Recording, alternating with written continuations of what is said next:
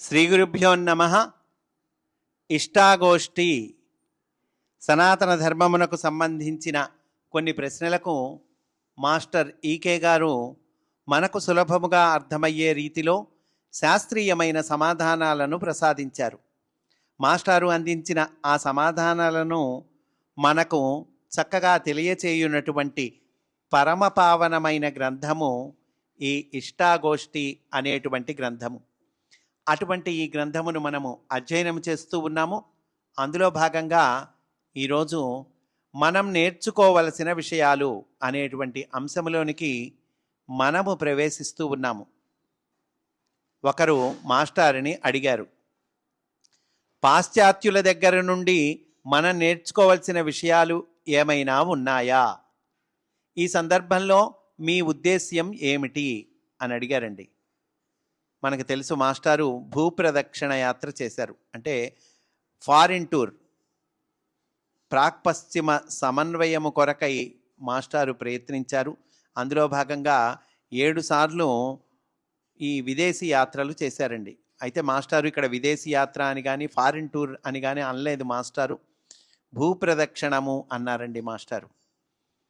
అందువల్ల మాస్టార్కి చక్కటి అవగాహన ఉన్నది. పాశ్చాత్యుల దగ్గర నుండి మనం నేర్చుకోవాల్సిన విషయాలేంటి మాస్టర్ చెప్తున్నారు. ఇతరుల దగ్గర నుండి మనం నేర్చుకోవలసిన మంచి విషయాలు ఎప్పుడూ ఉంటాయి. ఇతరులలో మనకి కనిపించే లోటుపాటులు ఉంటాయి. మనం బాగుపడదలుచుకున్నప్పుడు మంచిని గ్రహిస్తాము. చెడిపోయే బుద్ధి పుట్టినప్పుడు లోపాలు చూస్తాము. ఉదాహరణకు, రోడ్డు మీద మనం ఎలా ప్రవర్తించాలి అన్న విషయంలో పాశ్చాత్యుల దగ్గర మనం నేర్చుకోవాల్సింది చాలా ఉన్నది. ట్రాఫిక్ రూల్స్ మన సదుపాయం కోసమే పుట్టినవి అని భారతీయులలో ఎక్కువ మందికి తెలియదు. అవి పోలీసుల అధికారం కోసం పుట్టినవి అనే దురభిప్రాయం చాలామందికి ఉన్నది. దానికి ఫలితంగా మనం పోలీసు చూస్తూ ఉంటే సరిగా నడుచుకుంటాం, చూడకపోతే అడ్డదారులు త్రొక్కటానికి జంకము. లైటు లేకుండా రాత్రిళ్ళు సైకిల్ త్రొక్కటం, కార్లకి దారి ఇవ్వకుండా సైకిళ్ళు, మనుష్యులు అడ్డంగా బాటలో నిలబడి నవ్వుతూ చూస్తూ ఉండటం మొదలైనవి ఎంత కాదన్నా ప్రాచీన శిలాయుగపు లక్షణాలు. అవి మన స్వభావంలో ఉన్నాయని అంగీకరించక తప్పదు. పాశ్చాత్యులలో అవి లేవు.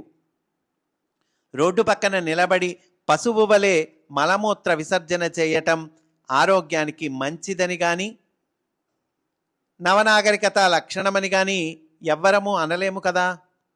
అయినా మనం అలా ప్రవర్తించటం మానలేదు. ఏ పాశ్చాత్యుడు గ్రామంలో కానీ నగరంలో కానీ రోడ్డు మీద విసర్జన చేయడు. పిల్లలను చేయనీయడు. చేసే అలవాటు కూడా పిల్లలకు కలుగనీయడు. ఆర్థిక పరిస్థితులు బాగుండక సదుపాయాలు తక్కువై అలా జరుగుతూ ఉన్నదని బుకాయించేవాళ్ళు చాలామంది ఉన్నారు. పాశ్చాత్యులు ఏర్పరచుకున్న కనీస సౌకర్యాలను ఏర్పరచుకొనటానికి కావలసింది సత్సంకల్పము, సహకారము, అభిరుచి అనే సంపత్తు తప్ప అధిక ఆర్థిక సంపద కాదు. ఏమండి, మనకి మరి ఆర్థిక సంపద లేదు కదండి, అందువల్ల అలా చేస్తున్నాము అని అనొచ్చయ్యా. కానీ ఇక్కడ కావాల్సింది అధిక ఆర్థిక సంపద అది కాదు. కావాల్సింది మనకి సత్సంకల్పం కావాలి, మనలో మనకి సహకారం కావాలి, మనకి అభిరుచి కావాలి అంటున్నారు మాస్టారు. అది ఉంటే వస్తాయి కదా ఇవన్నీ అంటున్నారండి మాస్టారు.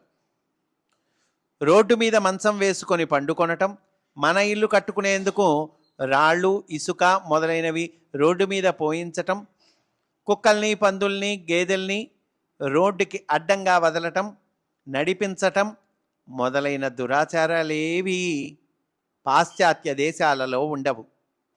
వాటిని అలవాటు చేసుకొనటానికి కావలసింది సుకుమారమైన మనస్సే కానీ ఆర్థిక సంపద కాదు.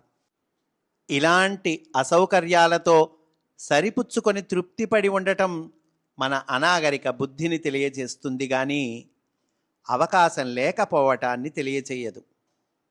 కొందరు భారతీయులలో పెద్దలు కలుగజేసుకొని ఇలాంటి సదుపాయాలు కలుగజేయటానికి ప్రయత్నించిన సందర్భాలలో మిగిలిన వారిలో కొందరు వాటిని పాడు చేయటం, దుర్వినియోగం చేయటం, వస్తువులు ఎత్తుకుపోవటం మొదలైన లక్షణాలు కూడా మన భారత జాతిలో విస్తారంగా కనిపిస్తున్నాయి.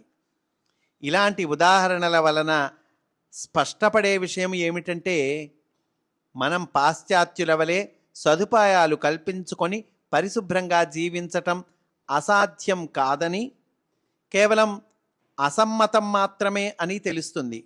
అంటే ఇది అసాధ్యమేం కాదటండి, మనం సమ్మతించట్లేదు అంతే. పాశ్చాత్యులకు సంబంధించిన ఏ దేశాలలోనైనా బాటల మీద చక్కని మరుగుదొడ్ల సదుపాయాలు ఉంటాయి. వాటిని వాడుకునేవారు వాటి యందు ఎంత శ్రద్ధాభక్తులతో బుద్ధిపూర్వకంగా ప్రవర్తిస్తారో చూస్తే ఇలాంటి విషయాలలో భారత జాతి ఎంత వెనకబడిందో తెలుస్తుంది. జాతీయమైన వస్తు సంపదను గౌరవించటం ఎలాగా అన్న విషయాన్ని మనం తప్పక తెల్లజాతి దగ్గర నేర్చుకుని తీరాలి. వారు ఈ సదుపాయాలను వాడుకున్నప్పుడు ప్రతి ఒక్కరూ ఎంతో కొంత డబ్బులు అక్కడ పళ్ళెంలో వేయనిదే వాడుకోరు.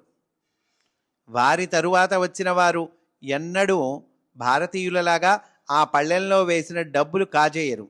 అంటే అందరూ వాలంటరీగా ఆ పళ్ళెంలో డబ్బులు వేస్తారటండి. ఇలాంటి సదుపాయాల్ని వాడుకున్న వాళ్ళు ఆ పళ్ళెంలో డబ్బులు వేస్తారట. భారతీయులైతే ఏం చేస్తారు, ఆ పళ్ళెంలో వేసిన డబ్బుల్ని కాజేస్తారు. అంటే కొంతమంది అండి, అందరూ కాదు. అంటే ఆ పళ్ళెం కూడా కాజేయటానికి మన జాతిలో ఎంతైనా అవకాశం ఉంది. ఆ దేశాలలో ఇలా వచ్చిన ఆదాయాన్ని ఆ సౌకర్యాలు అభివృద్ధి చేయటానికి, నిర్వహణ చేయటానికి మాత్రమే వినియోగిస్తారు. దానికి ఫలితంగా అద్దము, దువ్వెన, ముఖం రుద్దుకునే సబ్బులు దగ్గర నుండి బాటసారులకు సదుపాయాలు ఉంటాయి. పాశ్చాత్యులు పిల్లులను, కుక్కలను పెంచే విధానం చాలా ముచ్చటగా ఉంటుంది.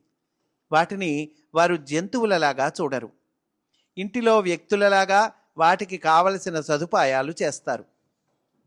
భోజన సమయంలో, కాఫీ సమయంలో పిల్లికి కూడా ఒక కుర్చీ ఉంటుంది. సమయానికి అది వచ్చి కూర్చొని భోజనం చేసి పాలు త్రాగి వెళుతుంది. మిగిలిన సమయాలలో ఇల్లు, దొడ్డి, తోట కాపలా ఉండి ఎలుకలను, పందికొక్కులను వేటాడి మొక్కలను కాపాడతాయి పిల్లులు.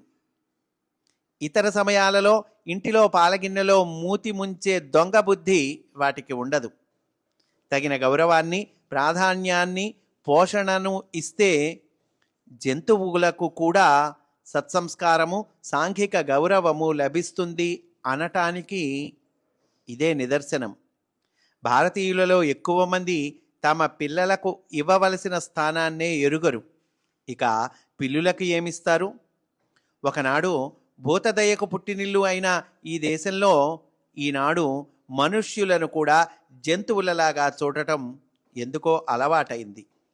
ఇలాంటి పరిస్థితులలో తప్పక మనం పాశ్చాత్యుల దగ్గర నుండి నేర్చుకోవలసింది ఎంతో ఉన్నది అంటూ మాస్టారు చక్కగా తెలియచేశారు. స్వస్తి. వాసుదేవ.